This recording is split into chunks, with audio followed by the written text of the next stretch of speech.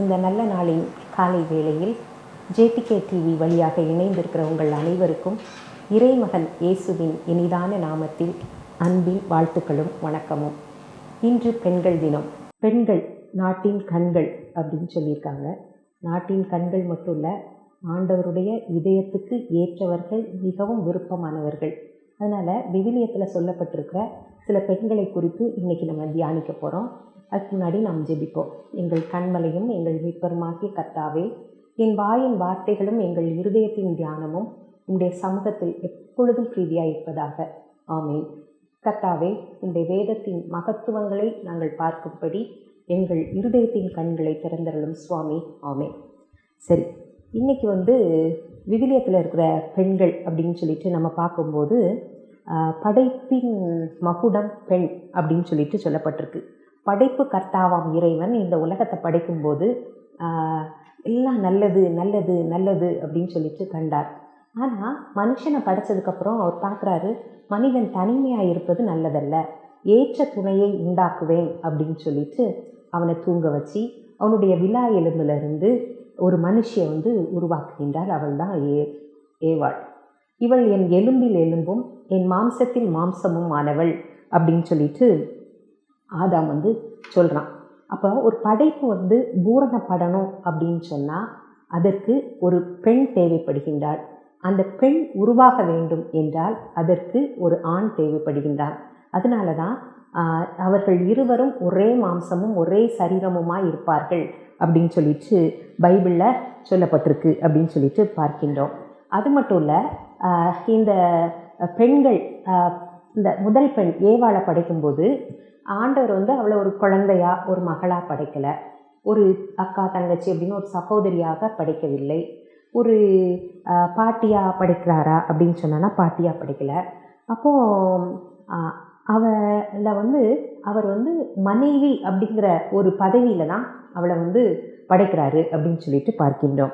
எதுக்கு?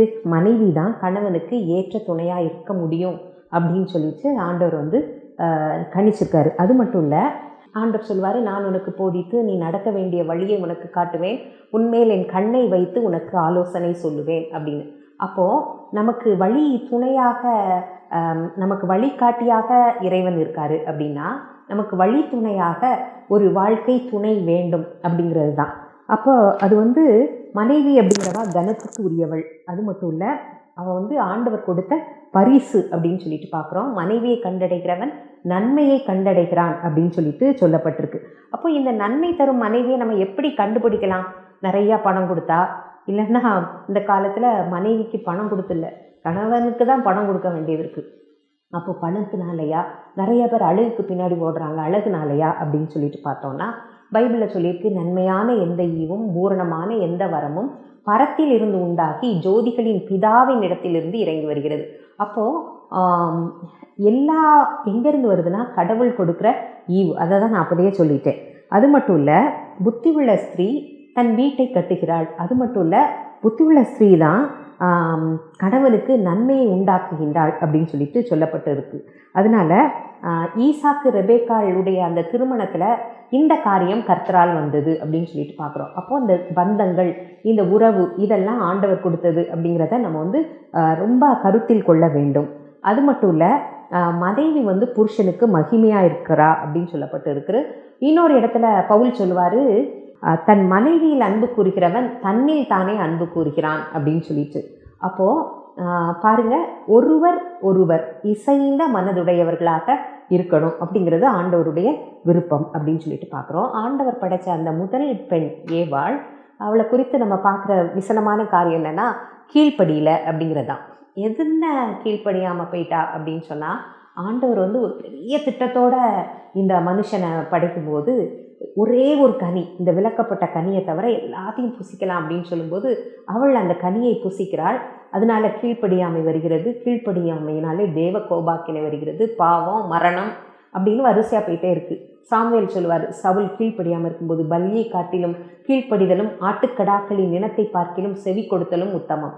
ஆமாம், ஆண்டவர் விரும்புகின்ற மனிதன், ஆண்டவர் விரும்புகின்ற பெண்மணி கீழ்ப்படிதல் உள்ளவராக இருக்கணும் அப்படிங்கிறது ஆண்டவருடைய விருப்பம். அப்போ தான் அவருடைய திட்டத்தை, ஏற்ற துணை நல்லது அப்படின்னு சொல்லிட்டு படைத்தவள் நல்ல இல்லையோ அப்படிங்கிற மாதிரி ஆயிடக்கூடாது. அதனால் நமக்கு கொடுக்கப்பட்டிருக்கிற இந்த கடமையை உணர்ந்து செயலாற்றுகிறவர்களாக இருக்க தேவன் நமக்கு அருள் புரிவாராக. அடுத்தது மனைவியாக நம்ம பார்க்க போகிறது ஆபிரகாமுடைய மனைவி சாராள். சாராள் அப்படின்னா இளவரசி. இவ வசீகரிக்கும் அழகுக்கு சொந்தக்காரி.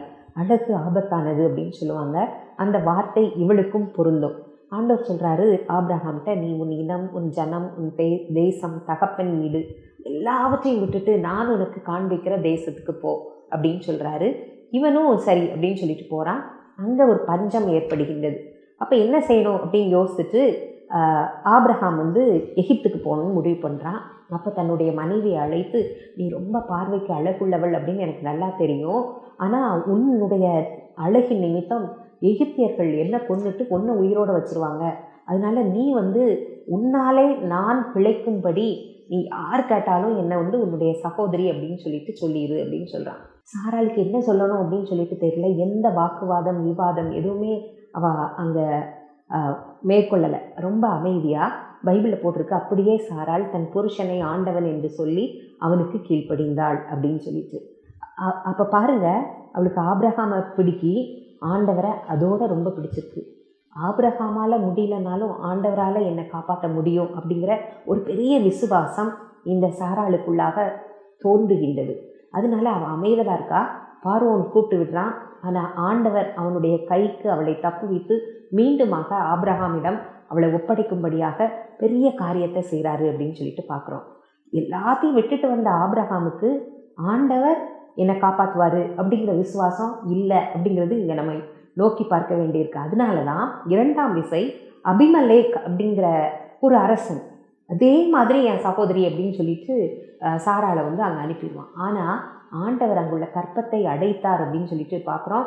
அபிமலேக்கை வாதித்தார். அவன் உடனே என்ன செஞ்சான், நீ எனக்கு எதுக்கு இப்படி பண்ணுன அப்படின்னு சொல்லிட்டு மீண்டும் அவளை என்ன செய்கிறான், அனுப்பி வைக்கிறான். இங்கே சாராளுடைய அசைக்க முடியாத அன்பும் விசுவாசமும் ஆண்டவரை எவ்வாறு செயலாற்ற வைக்கிறது அப்படின்னு சொல்லிட்டு நம்மளால் என்ன செய்ய முடியுது, பார்க்க முடிகின்றது. அதனால் ரொம்ப நம்ம இந்த விஷயங்களில் கவனமாக இருக்கணும். சில நேரங்களில் சூழ்நிலைகளை ஆண்டவர் மாற்றி தருவார். சில நேரங்களில் மனிதர்களையே அவங்களுடைய மனங்களையே மாற்றுவார். ஏன்னா ராஜாவின் இருதயம் கர்த்தருடைய கைகளில் நீர்க்கால்களைப் போல் இருக்கிறது, அவர் அதை தமது சித்தத்தின்படி திருப்புகிறார் அப்படின்னு சொல்லப்பட்டிருக்கு. அதனால் நம்ம எந்த காரியம்னாலும் அவரை சிக்கனை பிடித்து கொண்டோன்னா எந்த பிரச்சனையும் நம்மளை என்ன செய்யாது, மேற்கொள்ளாது அப்படிங்கிறதுல எந்த மாற்று கருத்தும் இல்லை. அடுத்ததாக நம்ம பார்க்க போகிற மனைவி யார் அப்படின்னு சொன்னோன்னா மோசேயுடைய மனைவி சிப்போராள். நான் நினைப்பேன், மோசேக்கு நல்ல மனைவி, நல்ல தாய், நல்ல சகோதரி அப்படின்னு எல்லாமே கிடைச்சதுனால தான் என் வீட்டில் எங்கும் உண்மை உள்ளவன், மிகுந்த சாண்ட குணம் உள்ளவன் அப்படின்னு ஒரு சக்ஸஸ்ஃபுல் மனுஷனாக அவன் வாழ முடிஞ்சது அப்படின்னு நினைக்கிறேன். இந்த மோசேயுடைய தாய் எனக்கு அவளை பார்க்கும்போது இல்லது என் இல்லவள் மாண்பானால் உள்ளது என் இல்லவள் மானாக்கடை அப்படின்னு சொல்லிட்டு வள்ளுவன் சொன்ன அந்த வார்த்தை தான் எனக்கு ஞாபகம் வருது. ஏன்னா மோசேயுடைய மனைவி சிப்போராள், இவ மீதியான் தேசத்து பெண். இவங்க அப்பா அங்கே ஒரு ஆசாரியனாக இருக்கிறார், எத்ரோ அப்படின்னு சொல்லிட்டு பார்க்குறோம். அப்புறம் மோசேக்கும் இவளுக்கும் திருமணம் முடிகின்றது.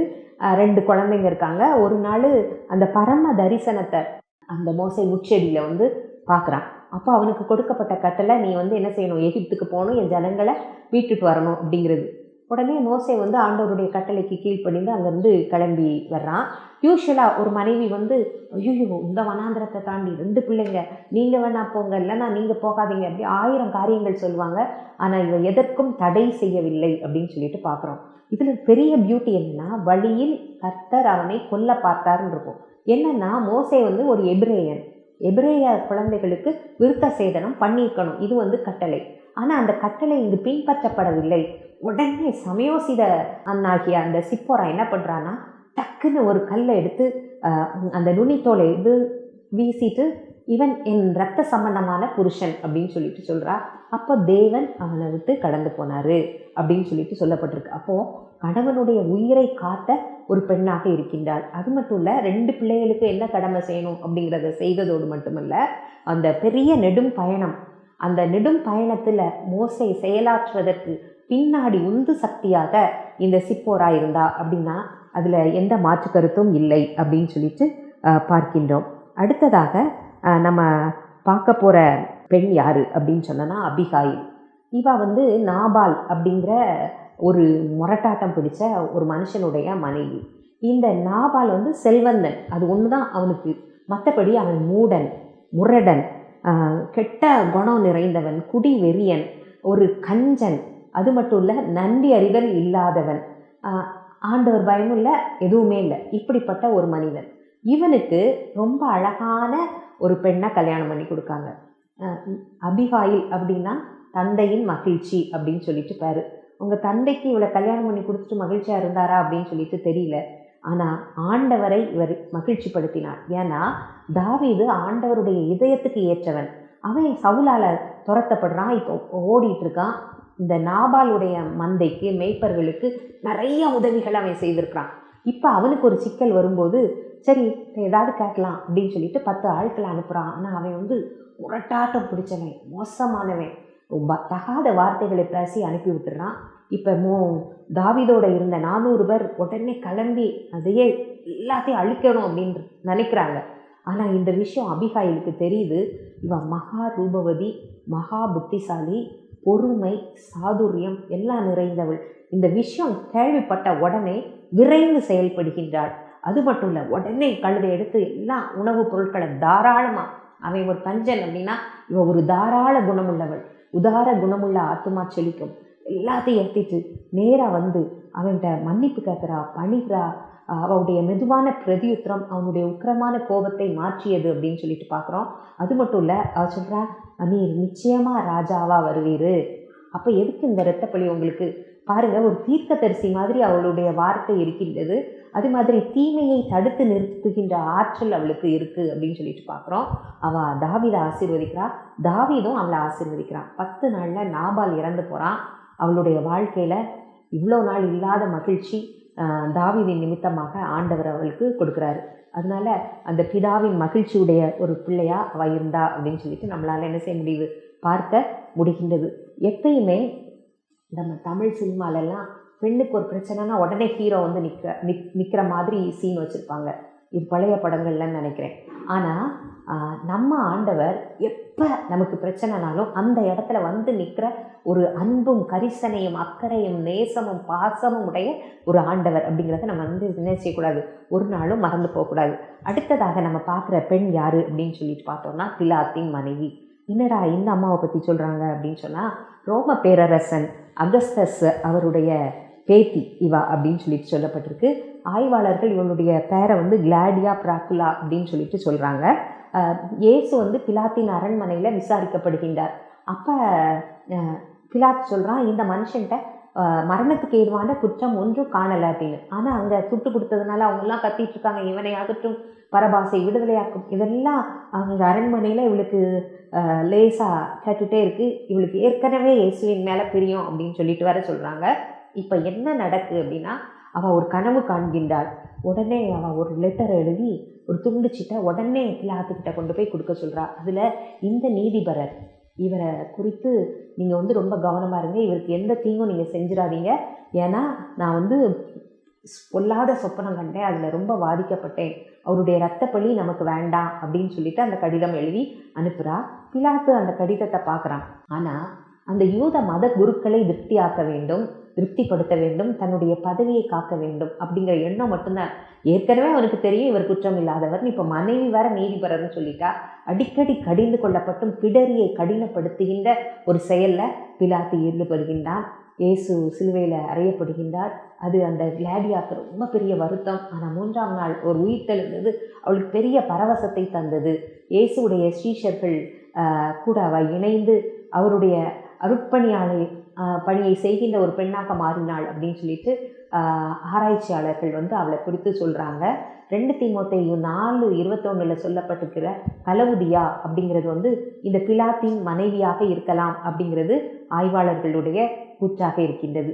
அதனால் இயேசுவுக்காக பரிந்து பேசின ஒரு பெண் அப்படின்னு கூட நம்ம வந்து இவளை வந்து என்ன செய்யலாம், சொல்லலாம். அடுத்ததாக நம்ம இருக்கிற ஒரு பெண் யாருன்னா மீகாள். இவ வந்து தாவீதுடைய மனைவி.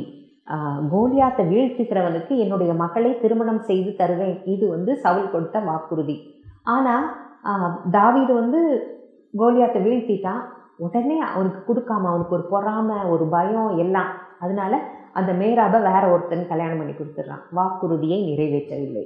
இப்போ 2வது மகள், இப்போ தாவீதை கொல்லணும் அப்படின்னு இவனுக்கு அவ்வளோ வெறி. அப்போ அந்த மகளை வச்சு இவனை கொல்றதுக்கு திட்டம் போடுறான். அதனால பெலிஸ்தியருடைய நுனித்தோள்களை கொண்டு வரணும்னு சொல்றான். தாவீது ஓகே, இது ஒன்றும் பெரிய பிரச்சனை இல்லை. அவன் என்ன நினைக்கிறான்னா, கண்டிப்பா தாவீது இதில் செத்துருவான் அப்படின்னு. ஆனா எப்பவுமே ஆண்டவரோட கூட இருக்கிற, ஆண்டவரையே தன்னுடைய பலனாக கொண்டு இருக்கிற தாவீது ஒரு நிமிஷத்துல அந்த காரியத்தை சாதித்து முடிக்கிறான். வேற வழி இல்லை, கல்யாணம் பண்ணி கொடுத்துட்டான். கல்யாணம் பண்ணி கொடுத்துட்டு என்ன பண்றான்னா, தாவீதை கொல்றதுக்கு திட்டம் போட்டு வர்றான். உடனே இது தெரிஞ்சு மீகாள் ஜன்னல் வழியா தாவீதை அனுப்பி விட்டுறா. இந்த கோபம் இன்னும் அவனுக்கு தாவீதை எப்படி பழி வாங்கலாம் அப்படின்னு யோசிச்சுட்டு மீகாளை இன்னும் பல்தியேல் அப்படின்னு சொல்லிட்டு ஒருவனுக்கு திருமணம் செய்து கொடுத்து விடுகின்றான். இப்படி நீங்கள் யோசித்து பாருங்க, சாதாரணமாக பதவி இருக்கிறதுனால ஏதோ செஞ்சிட்டு இருக்கான் அப்படின்னு, ஆனால் எல்லாமே கணக்கில் வைக்கப்படுது. அதனால தான் அவன்கிட்ட இருந்த அந்த நல்ல ஆவியானவர் அவனை விட்டு கடந்து போனார் அப்படின்னு சொல்லிட்டு பார்க்குறோம். அதனால் நம்ம செய்கிற ஒவ்வொரு காரியத்துக்கும் அதற்குரிய பலன் இருக்குது. அவனவன் செய்கிற கிரியைக்கு தக்கதான பலன் என்னோட கூட வருகிறது அப்படின்னு சொன்ன அந்த காலத்தில் உடனே வந்திருக்கு அப்படின்னு நம்ம பார்க்க முடியுது. இப்போ சவுல் இல்லை, தாவீது அரசனாகின்றான். மீகாளை திருப்பி அழைச்சி அந்த அரண்மனை வாழ்வு அவளுக்கு கொடுக்கப்படுகின்றது. இப்போ உடன்படிக்கை பெட்டி தாவீதின் நகரத்துக்கு வரணும் அப்படின்னு தாவீது விரும்புதான். அந்த உடன்படிக்கை பெட்டியை இப்போ கொண்டு வந்துட்டு இருக்காங்க. என்ன நடக்கு அப்படின்னு சொன்னால், அந்த உடன்படிக்கை பெட்டிக்கு முன்பாக தாவீது ரொம்ப பரவசத்தோடு ஆடல் பாடல் நடனம் அப்படின்னு சொல்லிட்டு வர்றான். இதை பலகனி வழியாக பார்க்கின்றாள் மீகா. அவள் என்ன சொல்கிறா அப்படின்னு சொன்னான்னா, மனசுக்குள்ள அவனை அவமதிக்கின்றாள் அப்படின்னு சொல்லிட்டு பைபிளில் போட்டிருக்கு. அப்போ பாருங்க, ஆண்டவர் இருதயத்தையும் உள்ளிந்திரியங்களையும் ஆராய்ந்து அறிகிறவர். அது அவளுக்கு தெரியல. அது மட்டும் இல்லை, அவன் ரொம்ப சந்தோஷத்தோட எல்லாரையும் ஆசீர்வதித்து தன்னுடைய குடும்பம், தன்னுடைய மனைவி அவளை ஆசீர்வதிக்கணும், அவளால் தன் சந்ததி விளங்கணும்னு அவன் நினச்சிருப்பான். வர்றான். ஆனால் அவன் என்ன சொல்கிறான்னா, ஐயய்யா, இஸ்ரவேலின் ராஜா அற்ப மனுஷனில் ஒருத்தனை மாதிரி தன்னுடைய வஸ்திரங்களெல்லாம் உறிஞ்சி போட்டு ஊழியக்கார பெண்களுக்கு முன்னாடி எவ்வளோ மேன்மைப்பட்டிருந்தாரு அப்படின்னு பயங்கரமான நக்கல். பாருங்க, இந்த மாதிரி நாவின் தாறுமாறுகள், அந்த நாவில் சொல் பிறப்பாததற்கு முன்பே அதை அறிந்திருந்த ஆண்டவருக்கு இது எவ்வளோ பெரிய வேதனையை உண்டாக்கியிருக்கோம் அப்படின்னு யோசித்து பாருங்க. அவள் சாகும் வரை பிள்ளை இல்லாது இருந்தாள் அப்படின்னு சொல்லிட்டு சொல்லப்பட்டிருக்கு. அதனால் நம்ம எல்லாரும் என்ன சொல்லணும்னா, கர்த்தாவே என் வாய்க்கு காவல் வையும், என் உதடுகளின் வாசலை காத்துக்கொள்ளும், வேதனை உண்டாக்கும் வழி என்னிடத்தில் உண்டோ என்று பார்த்து நித்திய வழியில் நடத்தும் அப்படின்னு சொல்லிட்டு நம்ம நிச்சயமாக என்ன செய்யணும், ஆண்டவர்கிட்ட கேட்கணும். ஏன்னா நாவும் நெருப்புத்தான், சிறிய நெருப்பு பெரிய காட்டை கொளுத்திவிடும், அது அநீதி நிறைந்த உலகம். அதனால் நம்ம அதில் ரொம்ப கவனமாக இருக்கணும். நாவின் தாறுமாறுகளுக்கு விலக்கி காக்கப்பட்டவர்களாக நம்ம இருக்கோமா அப்படின்னு யோசித்து பார்ப்போம். இதே மாதிரி தான் யோபின் மனைவி, அவளுக்கு பேர் சொல்லப்படலை. ஆனால் யோபை குறித்தவன் உத்தமன், சன்மார்க்கன், தேவனுக்கு பயந்து பொல்லாப்புக்கு விலகுகிறவன் அப்படின்னு நற்சாட்சி பெற்றவன். ஆனால் சாத்தான் என்ன சொல்கிறான்னா, நீங்கள் அவனுக்குரிய எல்லாத்தையும் வேலை அடைச்சி பாதுகாத்துட்டீங்க, அப்புறம் அவன் எப்படி உங்கள் உத்தமத்தில் விலகாமல் இருப்பான் அப்படின்னு. சரி, அவன் உயிரை மட்டும் வச்சுட்டு என்ன தனாலும் எடுத்துக்கோ அப்படின்னு பெர்மிஷன் கொடுத்தாச்சு. இப்போ என்ன நடக்கு அப்படின்னு சொன்னால், ஒரு நொடியில் அவனுக்குரிய பிள்ளைகள் அவ்வளோ பேர் செத்து போயிடுறாங்க. அவனுடைய ஆஸ்தி, சம்பாத்தியம், ஆரோக்கியம் எல்லாம் போயிட்டு ஒன்றுமே இல்லை. ஒரு ஓடை எடுத்து சொரிஞ்சிட்டு இருக்கிற ஒரு நிலைமை. நீங்கள் யோசித்து பாருங்கள், அந்த சாத்தான் எவ்வளவு கண்ணியானவன்.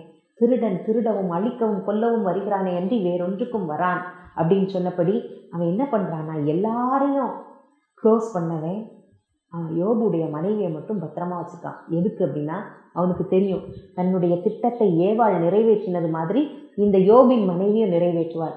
அவனுக்கு என்ன, இவன் ஆண்டவரை தூஷிக்கணும், அவ்வளோதான்.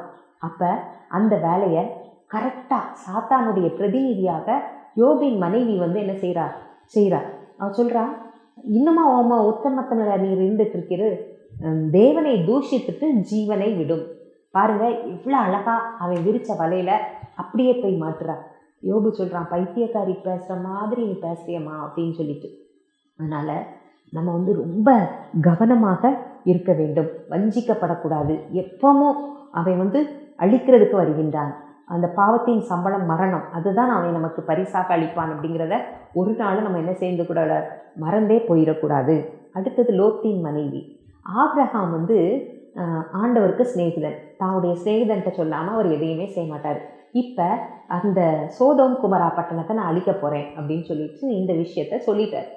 உடனே ஆபிரகாம் ஐயோ செழிப்பான இடம் அப்படின்னு சொல்லிட்டு லோத்து அங்கெல்லாம் இருக்கான்னு அவனுக்கு பரிதபிக்கு, ஆண்டவரே ஒரு 100 நீதிமான், ஆண்டவரே ஒரு 50 நீதிமான், ஒரு 10 நீதிமான் அப்படின்னு கெஞ்சி கெஞ்சி மண்டாடி கடைசியில் என் லோத்தை நீங்கள் காப்பாற்றிடுங்க அப்படின்ட்டு ஃப்ராங்காக கேட்டுடுறான்.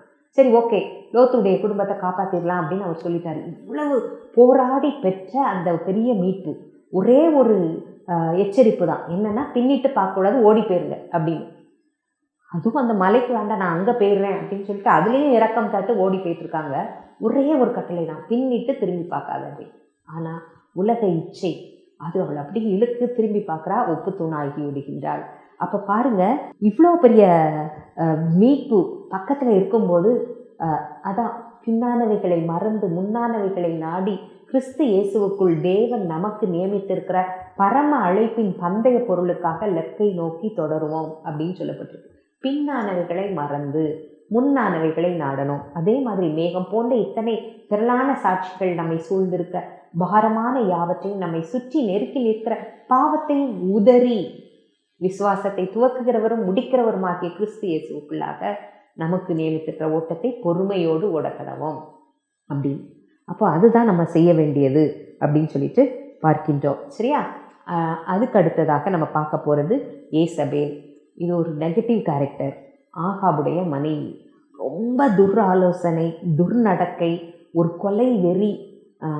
அதாவது ஆண்டவருக்கு பிள்ளைகளை எல்லாரையும், தீர்க்கர்கள் எல்லாத்தையும் கொல்லணும் அப்படிங்கிற ஒரு வெறி அவளுக்கு. அது மட்டும் இல்லை, ரொம்ப அழகா பொய் சாட்சி சொல்லி அந்த திராட்சை தோட்டத்தை வாங்கிட்டு, நீங்கள் பார்த்துருக்கீங்களா, ஒரு கெட்ட ஒரு பெண்மணிக்கு ஒரு முன் உதாரணமாக இவள் இருக்கின்றாள்.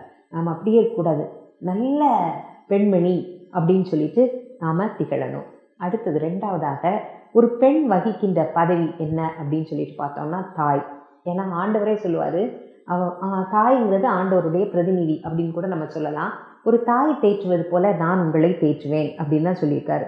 மாயமற்ற அன்பிற்கு எடுத்துக்காட்டாக திகழ்பவள் தாய் அப்படின்னு சொல்லிட்டு பார்க்குறோம். இந்த பிள்ளையை எனக்கென்று வளர்த்து கொடு, உனக்கு சம்பளம் தருவேன் அப்படின்னு அன்னைக்கு சொல்லப்பட்ட வார்த்தை பார்வோன் குமாரத்தை சொன்ன வார்த்தை தான் இன்னைக்கு ஆண்டவர் நம்மக்கிட்டே என்ன செய்கிறாரு, சொல்கிறாரு, இந்த பிள்ளையை எனக்குன்னு வளர்த்து கொடு அப்படின்னு சொல்லிட்டு.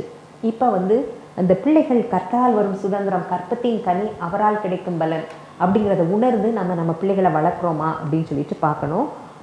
ஆகார் அப்படின்னு சொல்லிட்டு ஒரு தாயை குறித்து நம்ம பார்க்குறோம். எனக்கு ஆபிரகாம்கிட்ட ரொம்ப வருத்தமான விஷயம் என்னென்னா, அவ்வளோ பெரிய செல்வந்தன். சரி, ஒரு மனைவி சொன்னா அப்படின்னு சொல்லிட்டு குழந்தை பெற்றாச்சு. இப்போ ஏதோ பிரச்சனை, ஆண்டவர் சொல்லிட்டார், நீ உன் மனைவி சொன்னதை கேட்டு தானே பெற்ற, அவன் என்ன சொல்கிறாளோ கேளு. சரி போன்னு அனுப்புகிறாரு. ஒரு துருத்தி தண்ணியோடு அனுப்புகிறான். தண்ணியும் காலி ஆயிட்டு. இப்போ என்ன பண்ணணும்னே தெரில.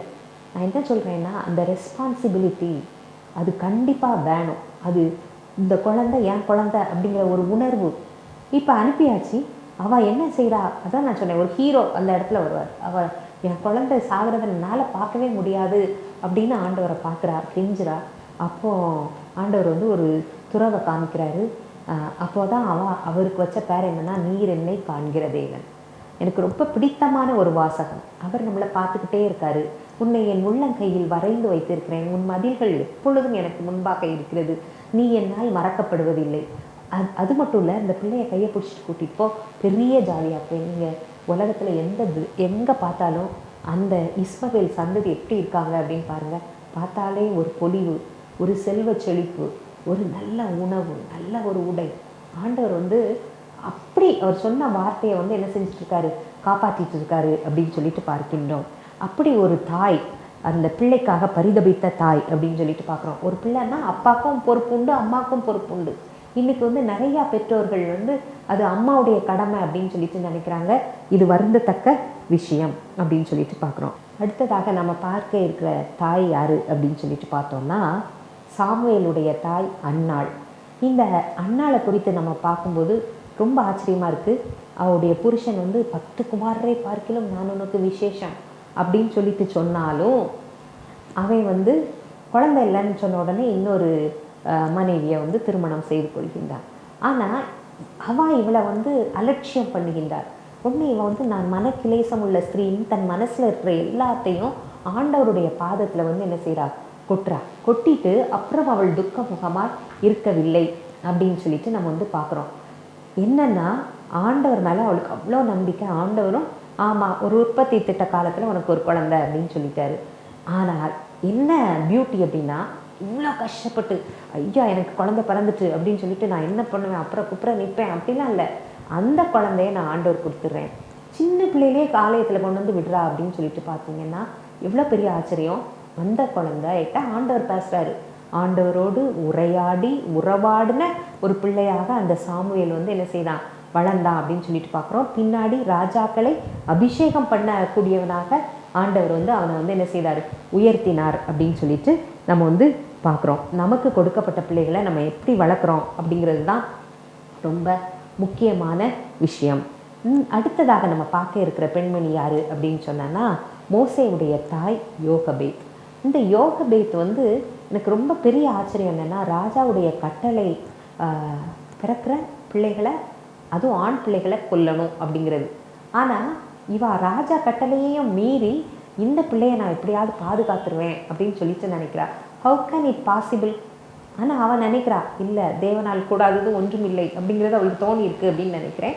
பத்திரமா அவள் பாதுகாக்கிறா. 3 மாதத்துக்கு அப்புறம் வைக்க முடியல, ஒரு நாணல் பெட்டி செய்கிறா, அதில் ஆற்றுல விடுறா. பிறகு தெரியும் அவளே வளர்க்கிற தாயாக மாறுகிறா அப்படின்னு சொல்லிட்டு பார்க்குறோம்.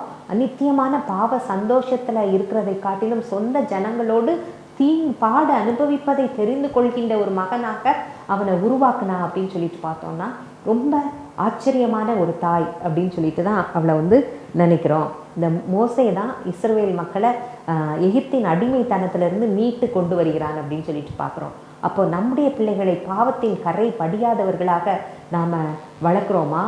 அதே மாதிரி ஆத்ம தாகம் கொண்டவர்களாக, அந்த நரகத்துக்கு போகிறவர்களை மோட்சத்தை நோக்கி மடைமாற்றம் செய்கிறவர்களாக நம்ம இருக்கிறோமா? நம்ம பிள்ளைகள் இருக்காங்களா அப்படிங்கிறது நம்ம வந்து யோசித்து பார்க்க வேண்டிய ஒரு விஷயம் அப்படின்னு நினைக்கிறேன். அடுத்தது பார்த்திங்கன்னா சூலேம் ஊராள். எனக்கு இந்த பெண்மணியை பார்க்கும்போது ரொம்ப ஆச்சரியம். இப்படியும் ஒரு பொண்ணு திருப்தியாக இருக்க முடியுமா? வசதியான செல்வந்தர் வீட்டு பெண் தான். 1000 இருந்தாலும் 1001 இல்லை அப்படிங்கிறது தான் இன்றைக்கி உள்ள மனநிலை. அதுவும் பெண்களை வந்து திருப்திப்படுத்தவே முடியாதுன்றாங்க. இப்படி ஒரு திருப்தி உள்ள ஒரு மனரம்யமான ஒரு பெண் அப்படின்னு சொல்லிட்டு இந்த பெண்ணை பார்க்கும்போது எனக்கு ரொம்ப ஆச்சரியமாக இருக்குது. ஊழியக்காரர்களை தாங்குகின்ற உபசரிக்க ஒரு பெண். எலிசா வாராரு அப்படின்னோடனே நம்ம மேல் வீட்டில் அவருக்கு ஒரு ரூம் போட்டு அதில் ஒரு கட்டில், ஒரு டேபிள், ஒரு லைட்டு, ஒரு சேரு இதெல்லாம் கொடுப்போம் அப்படின்னு கணவனுடைய ஆலோசனை கேட்டுட்டு அதெல்லாம் செய்கிறார். ஆனால் அவரும் என்ன நினைக்கிறாருன்னா, இவ்வளோ நன்மை செய்த பொண்ணுக்கு ஏதாவது செய்யணும் அப்படின்ட்டு, உனக்கு ராஜாட்ட பிரதானிட்ட எதுவும் காரியம் ஆகணுமா சொல்லு, செஞ்சுருவோம் அப்படின்னு. இல்லை நான் என் ஜனத்தாரிடத்தில் திருப்தியாக வாழ்ந்துட்டுருக்கேன், நிறைவாக வாழ்ந்துட்டுருக்கேன். என்ன அழகான பதில். கேயாசி தான் சொல்கிறான், இல்லை அவளுக்கு குழந்தை இல்லைன்னு. அதை கூட அவள் சொல்லவே இல்லை. அதில் கூட திருப்தி, ஆண்டவருக்கு சித்தம்னா எனக்கு தருவார் அப்படிங்கிற ஒரு நம்பிக்கையோடு அந்த பெண்மணி என்ன இருந்திருக்கா. அப்போ உற்பத்தி திட்ட காலத்தில் உனக்கு ஒரு பையன் கிடைப்பான் அப்படின்னு சொல்கிறாரு. அதே மாதிரி ஒரு அழகான குழந்தை பிறகு அவன் வளர்ந்துட்டான். ஒரு நாள் அப்பா கூட வயலுக்கு போயிருந்தவனுக்கு தலை நோக்கிறது அப்படின்னு சொன்னால், இந்த பெற்றோருடைய அப்பாவுடைய ரெஸ்பான்சிபிலிட்டி அவ்வளோதான். நோகுதுன்னா உடனே அவங்க அம்மாட்ட கொண்டு போய் விடு, அதோடு முடிஞ்சு போச்சு. உடனே அவனை பார்க்குற செத்துட்டான். தூக்கி கொண்டு போய் எலிசாவுடைய அறையில் அவர் கொடுத்த அந்த கட்டில் வச்சுட்டு புருஷன்ட்டு சொல்லிட்டு போகிறான். என்னது அமாவாசை இல்லை, ஒன்றும் இல்லை, எதுக்கு போகிறா? புரியவே இல்லை. ஆனால் ஒன்று தெரியும், தன்னுடைய மனைவி எது செய்தாலும் அது நன்மைக்கு எதுவான காரியத்தை தான் அவள் செய்வா, சரியானதை தான் செய்வா அப்படிங்கிற நம்பிக்கை இருந்தது. சேணம் கட்டிட்டு எங்கேயும் நிப்பாட்டக்கூடாது போன்றான். வர்ற தூரத்துலேயே அவருக்கு தெரிஞ்சிச்சு. கேயாசியை போய் சுக செய்தி கேட்டுவா அப்படின்னு சொல்லிட்டான். சுக செய்தியானா ஆமாம் அப்படின்னு சொல்கிறா. நான் எப்போவுமே நினைப்பேன், எப்போவுமே நம்ம வாயில் நல்லா இருக்கீங்களான்னா ஐயோ அதை ஏன் கேட்கீங்க, இப்படி தான் நம்ம சொல்லணும். எப்பயுமே அது வந்து நம்ம வந்து பழகிக்கொள்ள வேண்டிய ஒரு வார்த்தை. ரொம்ப சுகம் அப்படின்றா. வீட்டில் பிள்ளை செத்துருக்கு, அவ்வளோ பெரிய விசுவாசம். அது நிச்சயமாக செத்த பிள்ளையாக இருக்காது, அது உயிரோட வந்துடும் அப்படின்னு சொல்லிட்டு அவளுக்கு ஒரு விசுவாசம். இங்கே வரா, கோலை கொடுத்து நீ போ, நோ நோ நோ நீங்கள் வரணும் அப்படின்னு அவள் காலை பிடிச்சிட்டா. அப்படி விடுவேனோ நான் உண்மை விடுவேனோ அப்படின்னு யாக்கோபு அப்படி போராடி மேற்கொண்ட மாதிரி. அப்புறம் எலிசா வராரு, பிள்ளை மேலே விழுந்து அது 7 தரம் தும்மி உயிர் பெற்றது அப்படின்னு பார்க்குறோம். அப்போது ஒரு மரித்து போன பிள்ளைய உயிரோட பெறணும் அப்படின்னு சொன்னால் அதுக்கு எவ்வளோ பெரிய விசுவாசம் இருந்திருக்கணும். அப்படின்னு யோசிச்சு பாருங்கள். அந்த விசுவாசம் இந்த பொண்ணுக்கு அப்போவே இருந்திருக்கு அப்படின்னு. அது மட்டும் இல்லை, நம்ம என்ன செய்தாலும் அதுக்குரிய பலனை அனுபவிப்போம். இவனுடைய நல்ல பண்புக்கு ஒரு பிள்ளை கிடச்சிட்டு, அந்த பிள்ளை பிழைச்சிட்டு, இப்போ வந்து அந்த ஊரில் பஞ்சம் வரப்போகுது. தீர்க்கதரிசிக்கு முன்னாடியே தெரிஞ்சிச்சு, அம்மா நீ எங்கேயாவது போய் பிழைச்சிக்கோ குடும்பத்தோட அப்படின்னு சொல்கிறாரு எலிசா. உடனே இவளும் போயிடுறா. இப்போ என்ன ஆகிட்டு, பஞ்சம் முடிஞ்சிச்சு. 7 வருஷம் கழித்து ரிட்டன் வரா. அவள் ரிட்டன் வந்து தன்னுடைய வீடு, நிலம், தன்னுடைய ஆஸ்தி எல்லாத்த பற்றியும் ராஜாட்ட முறையிடணும்னு வர்றா. ஆண்டவர் பாருங்களேன், எல்லாம் தெரியும். நாளைக்கு மொர்தெக்காய்க்கு தூக்கு மரம் ரெடி ஆயிட்டு அப்படிங்கிற உடனே அவ்வளோ நாள் தூங்கிட்டு இருந்த ஆகாஷ் வேர்வை தட்டி எழுப்பிட்டாரு. புஸ்தத்தெடு, 4ஆம் படி, மொர்தெக்காய் காப்பாத்துனா அப்படிங்கிற விஷயம் தெரிகிறது. ராஜா கனம் பண்ணுற மனுஷனுக்கு என்ன செய்யணும், அதே மாதிரி தான் இப்போ ராஜாவுக்கு திடீர்னு ஆமாம் அந்த எலிசா என்னெல்லாம் பண்ணார் அதெல்லாம் கொஞ்சம் சொல்லு அப்படின்னு சொல்லிட்டு கேட்குறான். ஒன்று ஆமாம் எலிசா என்ன செஞ்சார் அப்படின்னு சொல்லிட்டு சொல்லும்போது, ஒரு பெண்ணுடைய பிள்ளையை வந்து சுகமாக்குனாருன்னா கரெக்டாக அந்த நேரம் இந்த பெண்ணும் இந்த பையனும் வரார். ரொம்ப பெரிய ஆச்சரியம் இருக்குது. அப்படியே உடனே ஒரு பிரதானியை கூப்பிடு, இவளுக்குரிய வீடு, நிலம், அவளுடைய வருமானம் எல்லாத்தையும் ஒன்றும் குறைவில்லாமல். தாவீது சிக்லாக்கில் எல்லாம் பேரும் அழுவான். அப்புறம் தாவீது எல்லாவற்றையும் திருப்பி கொண்டான். அவன் போரிட்டு திருப்பினான். இவா ஆண்டவரோடு உறவாடி திருப்பி கொண்டாள். பாருங்க, ஒன்றும் இல்லை, கரெக்டாக வரா, எல்லாம் ஆட்டோமேட்டிக்காக நடக்கு. அன்றியும் அவருடைய தீர்மானத்தின்படி அழைக்கப்பட்டவர்களாய் தேவனிடத்தில் அன்பு கூறுகிறவர்களுக்கு சகலமும் நன்மைக்கு எதுவாக நடைபெறுகிறது. எங்கள் அம்மா எனக்கு சொல்லிக் கொடுத்த பாடம், வாழ்க்கையில் எதுவுமே தற்செயல் இல்லை, எல்லாமே கடவுள் செயல் அப்படிங்கிறது தான். அதனால் நாமும் அந்த விசுவாசம் நிறைந்தவர்களாக காணப்படுறோமா? அடுத்தது இந்த கானானிய ஸ்திரீ. இவனும் அந்த விசுவாசத்துக்கு பேர் போனவள். கர்த்தர் எனக்காய், கர்த்தர் எனக்காய் யாவையும் செய்து முடிப்பார், கர்த்தர் எனக்காய் மலைகளை பெயர்ப்பாரே அப்படின்னு சொல்லிட்டு அந்த மலைகளை பெயர்க்கத்தக்கதான ஒரு விசுவாசம் அது வந்து இந்த கானானிய பெண்ணுக்கு இருந்தது. அவள் விசுவாச வீராங்கனை அப்படின்னு தான் நான் நினைப்பேன். இயேசு தீரு சீதோன் பட்டணங்களை நோக்கி போயிட்டுருக்காரு. அவர் எதுக்கு போனார் அப்படின்னா, நாயினூர் விதவை வரும்போது தான் கரெக்டாக அந்த இடத்துல வர்றாரு. புரியுதா? சமாரிய பெண் வர்றதுக்கு முன்னாடியே அங்கே வெயிட் பண்ணிட்டு இருக்காரு. அவருக்கு தெரியும் யாருக்கு நம்ம பெரும்பாடுள்ள ஸ்திரீ கிட்ட அவள் தொடுற மாதிரி அவ்வளோ க்ளோஸாக. அப்புறம் என்கிட்ட இருந்து வல்லமை புறப்பட்டது. அவருக்கு எல்லாமே தெரியும். ஆனால் இங்கே வந்து இந்த பெண் வந்து அவர்கிட்ட வந்து, ஐயோ என் பிள்ளை பேய் பிடிச்சிருக்கா, அவளுக்கு ஏதாவது நீங்கள் பண்ணணும் அப்படின்னு கேட்குறா. இவர், நான் காணாமல் போன ஆடுகளாகிய இஸ்ரவேல் ஜனங்களுக்காக தான் நான் அனுப்பப்பட்டேன், ஐயோ தயவுசெய்து எனக்கு இறங்கும் அப்படின்னு சொல்கிறா. பிள்ளைகளின் அப்பத்தை எடுத்து நாய்க்குட்டிக்கு போடக்கூடாது அப்படின்னு சொல்கிறாரு.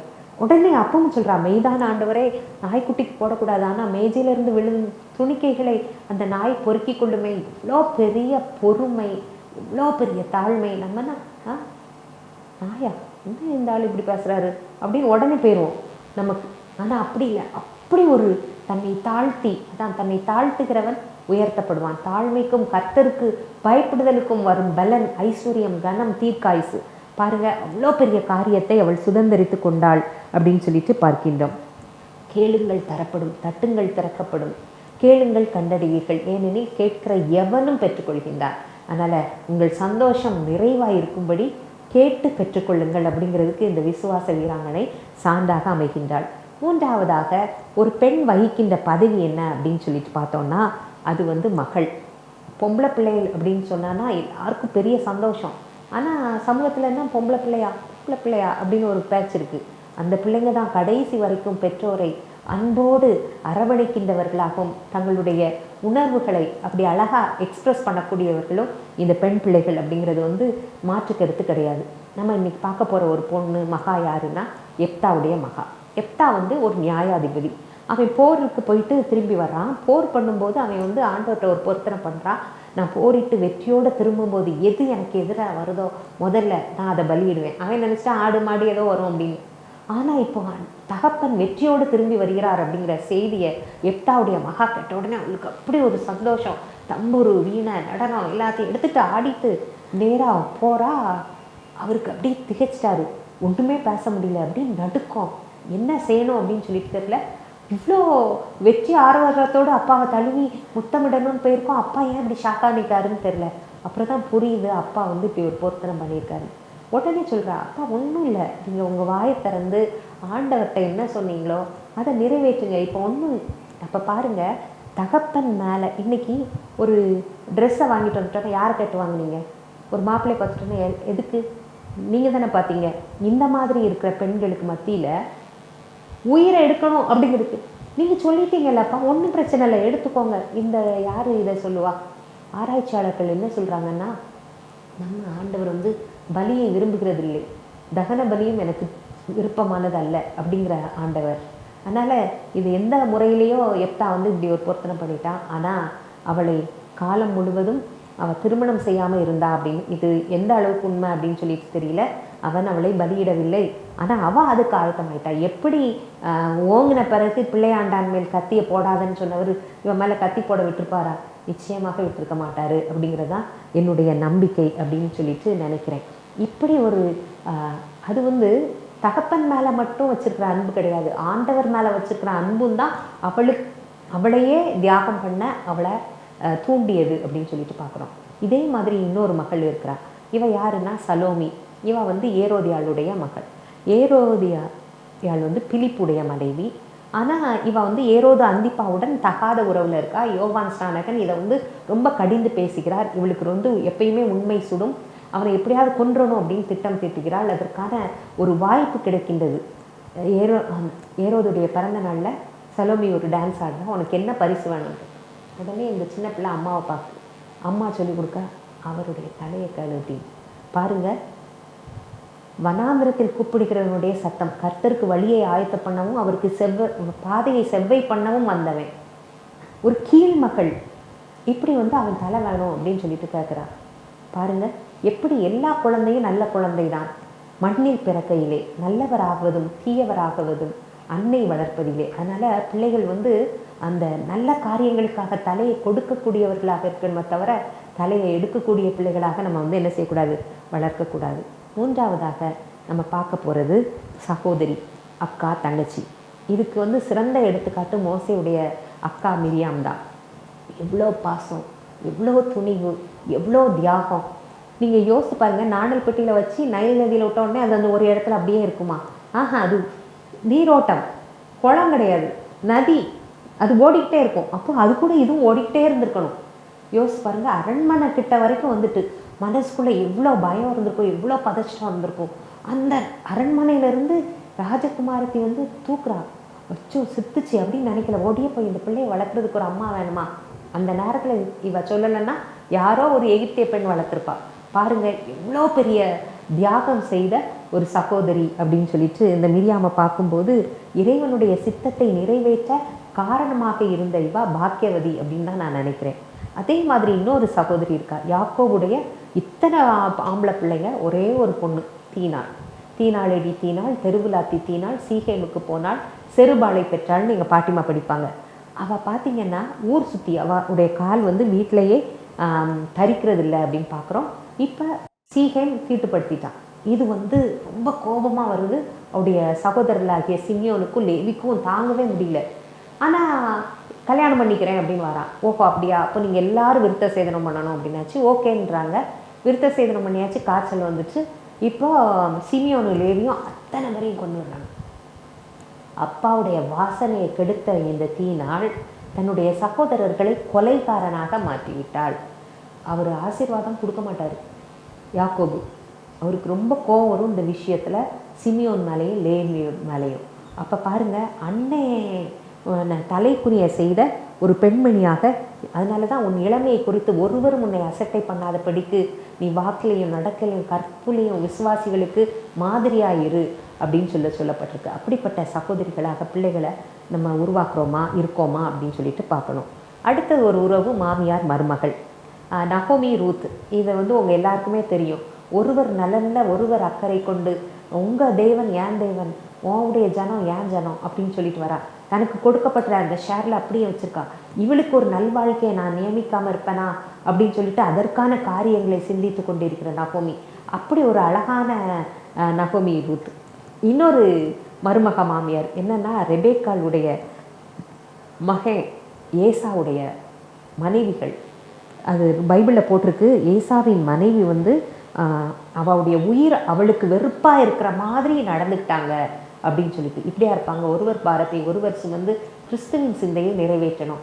இன்றைக்கி மருமகளாக இருக்கவங்க நாளைக்கு இன்னைக்கு நாளைக்கு மாமியார் ஆவாங்க. அதனால் அதை உணர்ந்து நம்ம வந்து ரொம்ப நல்ல மாமி, நல்ல மருமகள் அப்படிங்கிற பெயரை எடுக்கணும் அப்படின்னு பார்க்குறோம். கடைசியாக பாட்டிமானா பாட்டி வளர்த்த பிள்ளை பேய் பிள்ளை அப்படின்னு சொல்லுவாங்க. அப்படி இல்லை, முதியவர்கள் கிரீடம் அப்படின்னு சொல்லியிருக்காங்க. பிள்ளைகளை பக்திக்கு ஏற்க வளர்க்க வேண்டிய ஒரு பெரிய பொறுப்பு இந்த பாட்டிமாருக்கு இருக்குது அப்படின்னு சொல்லிட்டு பார்க்கின்றோம். இதுலேயும் நகோமி ஒரு நல்ல பாட்டியாக இருந்து ஓபேத்தை வளர்க்குறா. அந்த ஓபேத்துடைய பேரன் தான் தாவீது அப்படின்னு சொல்லிட்டு பார்க்குறோம். அப்போ பாருங்கள், எவ்வளோ பெரிய பொறுப்பு நமக்கு கொடுக்கப்பட்டு இருக்கின்றது அப்படிங்கிறத யோசித்து பார்க்கணும். லோவிசாள் தீமோத்தேயுடைய பாட்டி, ஆண்டவருக்கு ஏற்ற பக்தியிலையும் விசுவாசத்திலையும் வசனத்திலையும் அவன் வேரூன்றி இருப்பதற்கு காரணம் அந்த பாட்டி அப்படின்னு சொல்லிட்டு சொல்லப்பட்டிருக்கு. அத்தாலியாள் அவளும் ஒரு பாட்டி தான். ஆனால் அவள் வந்து ராஜ வம்சத்து பிள்ளைகளெல்லாம் கொல்றா அப்படின்னு பார்க்குறோம். அவளும் கொலை செய்யப்படுகின்றாள். நம்ம எதை விதைக்கிறோமோ அதை தான் அறுக்க முடியும் அப்படிங்கிறத கவனமாக இருக்க வேண்டும். இவ்வளோ நேரம் அம்மாவா, மகளா, தங்கச்சியா, பாட்டியா, மாமியாரா, மருமகளா அப்படின்னு பார்த்துட்டோம். ஆண்டவருக்காக நம்ம என்ன செய்கிறோம்? முதல்ல மரியாள் பாருங்கள், கிருபை பெற்றவளே வாழ்க அப்படின்னு சொல்கிறான். ஸ்ரீகளுக்குள்ள ஆசீர்வதிக்கப்பட்டவளாக இருக்கிறார். இதோ நான் ஆண்டவருக்கு அடிமைன்றா. அடிமையின் தாழ்மையை நோக்கி பார்த்தார். இதோ இது முதல் எல்லா சந்ததியும் என்னை பாக்கியவதின்பாங்க. வல்லமை உடையவர் மகிமையானவைகளை எனக்கு செய்தார். அவருடைய நாமம் அதிசயம் அப்படின்னு இவ்வளவு சொல்லணும் அப்படின்னு சொன்னால் தன்னுடைய கன்னிமையை தியாகம் செய்கின்றாள். எவ்வளோ பெரிய அவமானம் அப்படிங்கிறதெல்லாம் யோசித்தே பார்க்கல. ஆண்டவருடைய திட்டத்துக்கு தன்னை முழுமையாக அர்ப்பணித்த ஒரு பெண். செத்துறது கூட பரவாயில்ல, வாழ்ந்து ரகசியமாக தள்ளி விடணும்னு அவன் நினச்சானா ஊரெல்லாம் என்ன பேசணும்னு யோசிப்பாருங்க. இவ்வளோ பெரிய தியாகம் செய்தவள் இந்த மரியாள் அப்படின்னு சொல்லிட்டு பார்க்குறோம். குடிமதிப்பு எழுதுறதுக்கு அவ்வளோ தூரம் பயணம் வயிற்று பிள்ளையோட. அங்கே போனால் சத்திரத்தில் இடம் இல்லை. சரி, பிள்ளை பிறந்துட்டு நிம்மதியாக இருப்போம் அப்படின்னு பார்த்தோன்னா எகிப்துக்கு போகும், பார்வோன் கொண்டு வருவான்னு ஒரு பட்டயம் ஊடுருவி போகும். ஆனால் இவ்வளோ சுச்சுவேஷன்லையும் நாணத்திலும் வளத்திலும் தேவ கிருபையிலும் மனுஷர் தயவிலும் அதிகமாக விருத்தி அடைய ஒரு பிள்ளையை வளர்த்தாருன்னா ஆண்டவருடைய திட்டத்தில் அந்த மரியாளுடைய பங்கு எவ்வளோ பெருசு அப்படின்னு சொல்லிட்டு பாருங்கள்.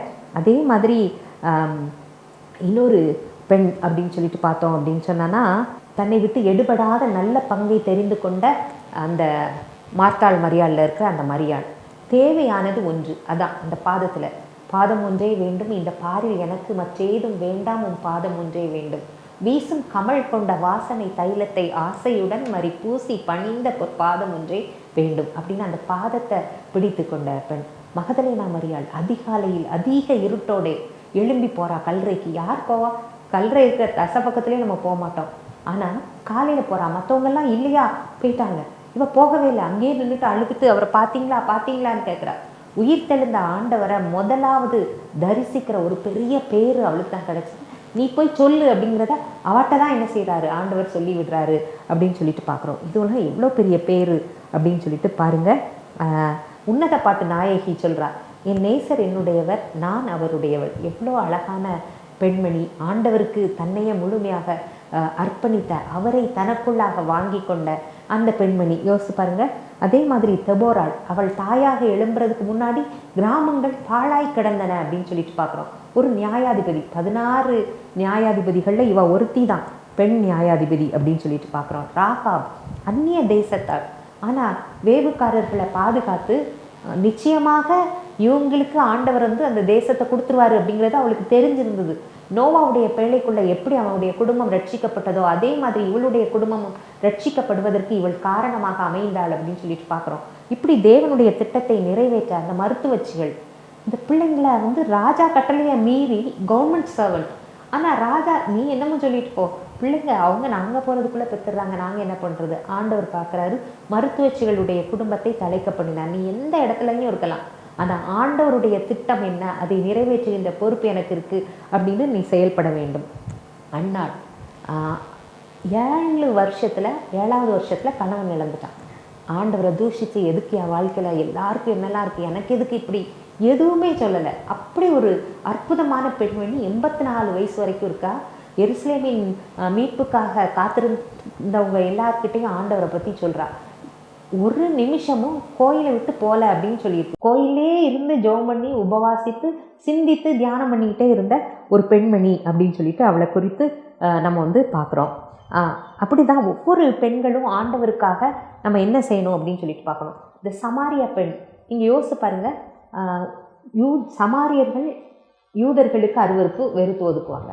ஆனால் அந்த சமாரியர்களுக்கே இந்த சமாரியர் பெண் அருவருப்பு, இவ்வளோ வெறுத்து ஒதுக்கி ஓரமாக வச்சுருக்காங்க. ஏன்னா இவருடைய வாழ்க்கை அவ்வளவு அவலம். ஆண்டவர் வந்து இந்த பெண்ணுக்காக துறவில் காத்திருக்காரு. சீஷர்கள்லாம் போயிட்டாங்க. இவ தனியாக மத்தியானம் உச்சி வெயிலில் தண்ணி எடுக்கிறதுக்காக வரா. அவகிட்ட தாகத்துக்கு இவருடைய தாகம் ஆத்ம தாகம். அவள் சொல்கிறா, எப்படி நான் கொடுக்க முடியும், நான் கொடுக்குற தண்ணி அப்படின்னு அவர் பேசுகிறாரு. நீர் என்ன யாக்கோபிலையும் பெரியவரா? ஆமாம் அப்படின்னு சொன்ன உடனே இவருக்கு தெரிஞ்சிச்சு, இவர் தான் மேசியா. பாருங்க, இதை வந்து குழந்தைகள் பாலகர் வாயினாலே பலன் உண்டு பண்ணுகிறீர். பலவான்களுக்கு தெரியாதது, ஞானிகளுக்கு தெரியாதது, பைத்தியங்களுக்கு அவர் வெளிப்படுத்துகின்றார். உடனே கண்டுபிடிச்சிட்டார், நீர் மேசியா அப்படின்னு சொல்லிட்டு. சீஷர்களுக்கு கூட தெரியல, இவர் ரொம்ப வயிறா பசிக்கு போல இருக்கு அப்படின்னு சொல்லிட்டு அவங்கெல்லாம் போயிட்டாங்க. ஆனால் இந்த பொண்ணுக்கு தெரியுது, ஓடியே போய் அவருக்கு இருந்த ஆத்ம தாகம் இவளுக்குள்ளாக தாவுகின்றது. இவ கிராமத்தை என்ன செஞ்சுட்டு கூட்டிகிட்டு வந்து எல்லாரையும் யான் பெற்ற இன்பம் பெருக இவ்வையகம் அப்படின்னு சொல்லிட்டு ஆண்டவர்கிட்ட கூட்டிகிட்டு வரான்னா எவ்வளவு அற்புதமான பெண்மணி அப்படின்னு பாருங்கள். லீதியாள் இவ பெரிய சீமாட்டி. இவன் வந்து தியேத்ரா ஊராள், ஆனால் பிலிப்பு பட்டணத்தில் இருக்கிற இரத்தாம்பர வியாபாரி. நீங்கள் பார்த்தீங்கன்னா ஐரோப்பாவில் செல்வ சீமாட்டிகள், சீமான்கள் எல்லாரும் அந்த இரத்தாம்பரங்களை விரும்பி உடுத்துவார்கள். அவங்கக்கிட்ட இயேசுவை கொண்டு சென்ற ஒரு பெரிய பணியை இந்த பொண்ணு தான் பண்ணா அப்படின்னு பார்க்குறோம். எலிசபெத்து ரொம்ப வயசாயிடுச்சு. தேவதூதன் சொல்கிறான், தேவனால் கூடாத காரியம் ஒன்றும் இல்லை, உங்கள் சொந்தக்காரி மரியாள் இப்போ குழந்தை உண்டாயிருக்கான்ட்டு. உடனே அவளை பார்க்க போகிறா. அப்போ மரியாள் கிட்ட எலிசபெத் சொல்கிறா, பாரு விசுவாசித்தவளே பாக்கியவதி அப்படின்னு சொல்லும்போது ஜனங்களுக்குள்ளாக எனக்கு இருந்த நிந்தையை அவர் வந்து மாற்றி எனக்கு கடாட்சியம் பண்ணினார் அப்படின்னு சொல்லிட்டு அந்த முன்தூதனாகிய யோவான் ஸ்நானகனை பெற்றெடுத்தவள் அப்படின்னு சொல்லிட்டு பார்க்கின்றோம். இப்படி ஆண்டவருடைய அநாதி தீர்மானம் திட்டத்தை நிறைவேற்றுவதற்கு தான் ஆண்டவர் வந்து பெண்களை வந்து தேர்ந்தெடுத்திருக்கின்றார். அதனால் எனக்கு அன்பானவர்களே, மனைவியாக ஏற்ற துணையாக இருக்கணும், தாயாக கர்த்தருக்கென்று வளர்க்கணும், மகளாக உலக தந்தைக்கும் பரம தந்தைக்கும் அன்பு செலுத்தணும், சகோதரிகளாக தலை நிமிர்ந்து நிற்க செய்ய வேண்டும், மாமி மருமகளாக ஒருவர் பாரத்தை ஒருவர் சுமந்து கிறிஸ்துவின் சிந்தையை நிறைவேற்ற வேண்டும், பாட்டியாக பக்தியில் தேவ பக்தியில் பிள்ளைகளை வளர்க்க வேண்டும், சமூகத்தில் தொற்கால போல் நம்ம வந்து என்ன செய்யணும், தெபோராளை போல் ஒரு எழுச்சியுடைய பெண்களாக இருக்க வேண்டும். அது மட்டும் இல்லை, ஆண்டவருக்காக ஆன்மீக பணிகளிலும் நம்மை ஈடுபடுத்தி கொள்ள வேண்டும். மொத்தத்தில் ஒளி நிறைந்த உங்களுடைய வாழ்க்கை, இம்மையில் உங்களுடைய வீடு சொர்க்கமாக பரலோகமாக விளங்க வேண்டும். மறுமையில் நீங்கள் வந்து இந்த உலகத்தில் உள்ள ஒவ்வொருவரும் அந்த பரலோக பேரின்பத்தை சுகிக்கக்கூடியவர்களாக அவர்களை மாற்றுகின்ற ஒரு பெரிய பொறுப்பு உங்களுக்கு இருக்குது அப்படிங்கிறதையும் புரிந்து கொள்ள வேண்டும். ஜெபிப்போமா? எங்களை அளவு கடந்து நேசிக்கிற அன்பின் பரலோக தந்தையே, இந்த நல்ல நாளுக்காக உமக்கு நன்றி. பெண்கள் தினத்தில் ஒவ்வொரு பெண்ணையும், அது தாயாக இருக்கலாம், சகோதரியாக இருக்கலாம், எங்களுக்கு என்ன பொறுப்பு கொடுத்துருக்கீங்களோ, ஒரு வேலை செய்கிற ஸ்தலத்தில் ஒரு சாதாரண நாகமானுடைய அந்த பணிப்பெண்ணாக கூட இருக்கலாம், அவ்வளோ பெரிய சுகம் அவனுக்கு கொடுத்தாலே. அதனால் எந்த நிலையில் பெண்களாக இருந்தாலும் நீங்கள் இவ இல்லைன்னா நல்லது இல்லைன்னு கண்டீங்க சுவாமி. எங்களை பார்க்கும்போது இப்போது நீங்கள் ஐயோ இவங்களை படைச்சது எவ்வளோ நல்லது நல்லது நல்லது நல்லது நல்லது அப்படின்னு களிக்கூறத்தக்கதாக உண்மை களிக்கூற செய்கிறவர்களாக இருக்க எங்களுக்கு கிருபை செய்யுங்க. அதே போல் பரலோகத்தை நிரப்புகிறவர்களாக அந்த பொறுப்பை ஏற்றவர்களாக இருக்க எங்களுக்கு உதவி செய்யுங்க. பொறுப்பெடுத்து வழி நடத்துங்க, ஆசீர்வதிங்க. துதிக மகிமை அனைத்தும் உமக்கே. மீட்பரேசுவின் நாமத்தில் ஜெபிக்கிறோம் எங்கள் நல்ல பிதாவே. ஆமேன், ஆமேன், ஆமேன். தேங்க்யூ. God bless you.